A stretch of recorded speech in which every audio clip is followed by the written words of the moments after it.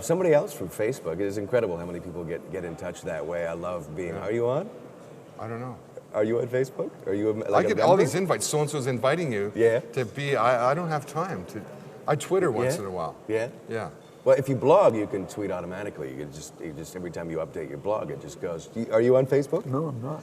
I got a great question. Somebody said, and I'm serious, Jeff, you have to ask this. How do you like playing when you go into local places on Salt Spring? And which one's your favorite? There's a couple different places they assumed you must have gone in and played. I don't play at home.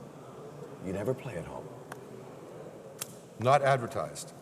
My son just Tal, pop in and my son Tal, who's had a couple of hit records, Yeah. will be a Saturday night with the drummer from 5440, Matt Johnson. Yeah, Matt's great. And the bass player Tom Hooper from Grapes of Wrath. The three of them go in as a trio. Okay. And they play their own hits once in a while, but not really go there to play Del Shannon and the Beatles and you know, I mean, Bill Withers. They're playing for a pub crowd and they have a really great party. They'll invite me down for one set. Okay. So I'll go in and do that, but it's not an advertised thing. I don't like to do that where I live. If I do it, it's for a charity and it's advertised and it's a sellout because I don't do it there all the time. I mean, when I go home, it's like to write music and record music and rest. Yeah. I'm playing everywhere else. Yeah, I mean, I don't go home and look for places to play for nothing. He doesn't play around Winnipeg. You really don't do that. You might feel like it now that you're reinvigorated and have a record out. Well, it just, you know what? It's the place where you go to rest and relax and be with your buddies and stuff like that. And no, I don't do it either. I just. Well, I'm glad that Tal's still playing. I didn't know this story, but somebody tweaked me to it. The fact that you guys went out and toured years ago with Van Halen when Sammy had just started with the band. Yeah. And Eddie actually gave Tal the number 2 guitar, the red and white, that classic beauty of a guitar. Does he still have it? I sold it for him. Oh, you did? Thanks, Eddie. No, Tal came with, I had come home from a tour. We were gone like, I don't know, 3 months or something. We came home. Yeah. Fred was having family issues because the same thing. I had a wife and a zillion kids. He had a wife and a zillion kids. And when things go wrong, you've got to stay there. You can't do it on the phone. Yeah. And we had gotten home on a Thursday night. Friday morning, my phone rings at 10. It's Sammy Hagar. Randy, I've joined Van Halen. We're touring. We want you guys to open for us. We want 35 minutes of rockin' hits, and then I want to come on. I don't want the crowd yelling, "Where's David?" You know, "Where's Dave?" Of course. I've got to know by 4 o'clock today. This is on Friday. I've got to tell Ed Leffler, my manager, because we're booking an opening act. And it's only for like 4 days. But if it works, then it'll be a whole tour. So I call Fred and say, "Fred, we got to go do this thing." And he says, "I can't do it. I have to deal with this issue at home." And I knew this because I was on the road before that. And I said, "I understand, Fred. I'll call Sammy." So I called Sammy and I said, "Fred Turner can't come. He's really the lead singer and I sing the odd song." He said, "I only want 30 minutes. Can you handle it without him?" I said, "What do you mean?" He said, "Just come and sing Taking Care of Business. Ain't seen nothing yet. And do a blues song. I really want you guys to open. I want Taking Care of Business just before me. And we're only going to have a 5-minute switch or we'll come right on." I called Fred back and said, "He wants us to go alone. Can we go?" And Fred said, "You got my blessing. Go ahead and go alone." So we went and it was like 3 or 4 days. At the end of the 3 or 4 days, Sammy and Eddie came in our dressing room and said, "We want you guys to stay. We have a 10 and a half month tour. Here's a bonus," because they were paying us like $300 a gig. It was like, but when I told Tal, who like idolized Eddie Van Halen, I'm going to play with Eddie, he was like, "Oh, Dad, that's the greatest thing." So that spurred me to go. And then I said, "Okay, I've got to be gone 10 months, and I won't be seeing you kids. But you can each come for a week or 10 days to pick a place, because we're going to be playing the Forum in LA for 3 days, and we're there a day or two ahead and a day or two behind, or New York or Atlanta, because a lot of these big places you're going." Tal said, "Well, I'll pick Atlanta, and I'll come down there," and blah, blah, blah. So Tal stayed with us for a week. But the fun thing was we would go on stage at 4 o'clock in the afternoon doing sound check, and Eddie is really a drummer. Yeah. He started on drums, and Alex started on guitar. It was great. So we'd be up there playing, and Eddie would come and play drums with us, and Tal would come and play drums and guitar, and Tal had on a fedora that my dad had given him, you know, old Winnipeg, old man's fedora, and Eddie would always take Tal's hat, and Tal would go to get it, and Eddie would take it and throw it to Michael Anthony, you know, play catch with a kid's hat, and then Eddie gave Tal his red and black shirt, the famous one that was on all the guitar magazines, and after 10 days, Tal came and it was a sad thing, "Eddie, I gotta go, and I gotta go back to school," and blah, blah, blah, and Eddie said to his guitar tech, "Zeke, go and get Tal number 2, and Zeke said, "What do you mean? Go get him number 2. And Eddie had like 4 custom-made guitars. They're all that black and white and red thing. Yeah. Number 2 was a big guitar. People don't realize Eddie's trick was each of these guitars was in a different tuning.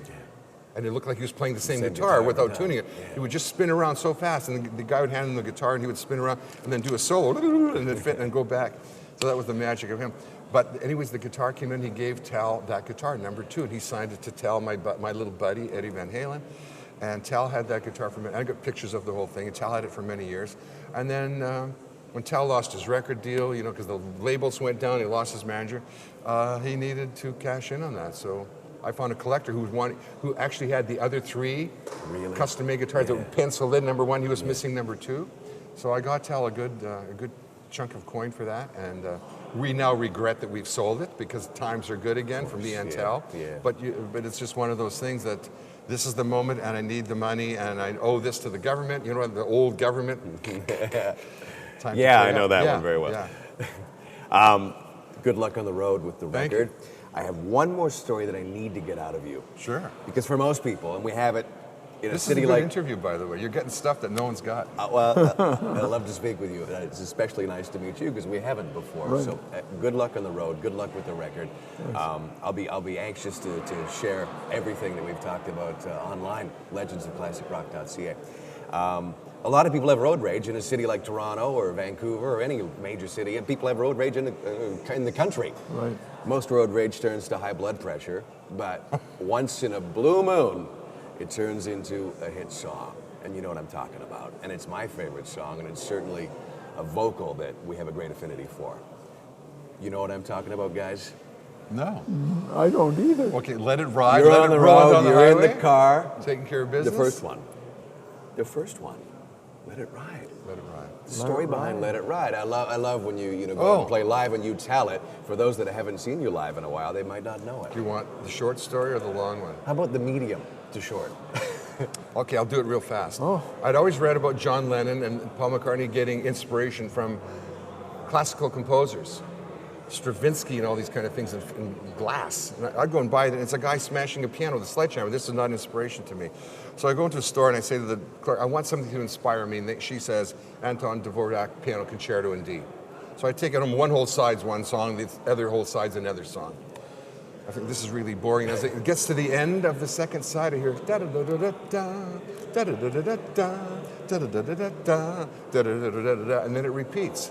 So I think I'm going to turn this into guitar chords. And so I turn it into chords, and I can't wait to show it to Fred. And we're driving down to New Orleans and to play a gig with the Doobie Brothers. And we get boxed in on the highway by semi-trailer, and another one boxes us in, and you can see they're holding us back where the guys that say friendly Manitoba on our plates kind of thing. And we went into a truck stop to get gas, and one of the truckers had gone off, and I said something to the trucker. Like, it's really inconsiderate of you boxed in and da-da. And he said, it's no big deal, buddy, just let it ride. And I said, Fred, what does that mean? Because he's an automobile truck kind of guy. And I said, what does that mean? He said, it's a trucker thing that means just let it go. It ain't no big deal.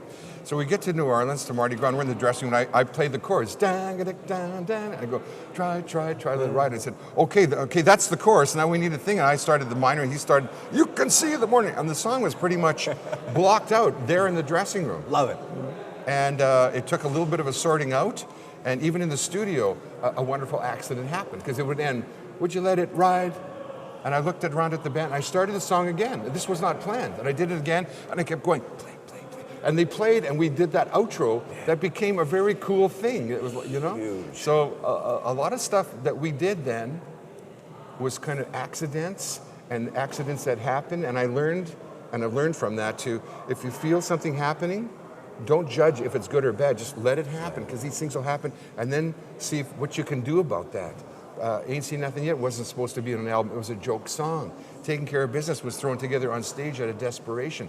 And a lot of our songs were put together out of, I don't know where, out of snippets of nothingness that came together that became these songs. And then each time, as I recall, there was a moment where you said, that's not what I intended. Right. And everyone says, no. But the crowd clapping and dancing and screaming. It works. Yeah. It works. Well, thanks. Nice to see you. Thanks for the stories. Great to meet you. Yeah, nice to meet you too. Bachman Turner. I'm Jeff Woods. Explore Music wears English Laundry apparel.